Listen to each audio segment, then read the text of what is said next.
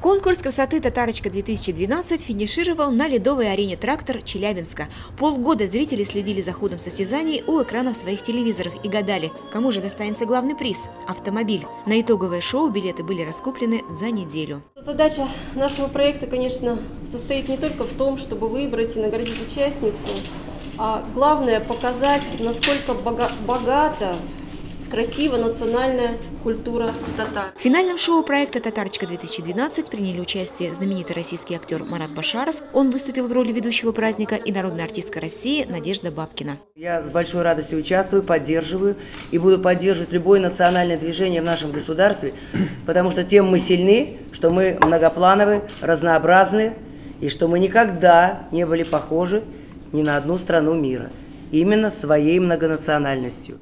Южноуральский национальный конкурс красоты поддержали не только власти Челябинской области, но и руководство Татарстана. Я был, конечно, поражен размахом, поражен масштабностью этого мероприятия.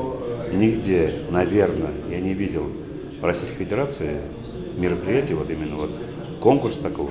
Я вижу, что это не просто конкурс, это вместе с этим конкурсом народ возвращается свои корни, своим корням.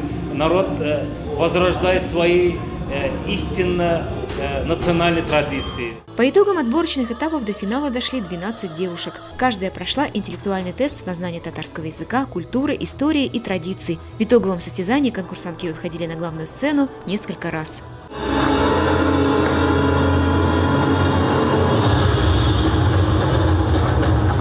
Пока жюри выбирала самую красивую и, на их взгляд, самую достойную представительницу татарского народа, на сцене ледовой арены выступил государственный ансамбль песни и танца Татарстана. Сюрпризом для зрителей стало исполнение Надежды Бабкиной и ансамблем «Русская песня» татарской народной песни.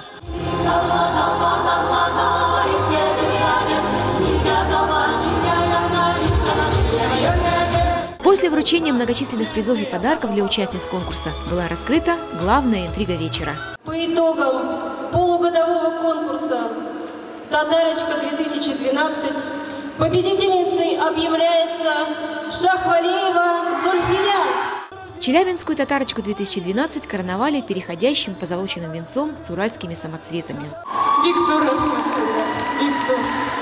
Зульфия Шахвалиева! По традиции шоу завершилось общей финальной песней, а уже через полгода Конгресс татар Челябинской области планирует объявить о начале конкурса «Татар-КЗ-2013». Альфия Габдушева, Слава Киямов, ТНВ, Челябинская область.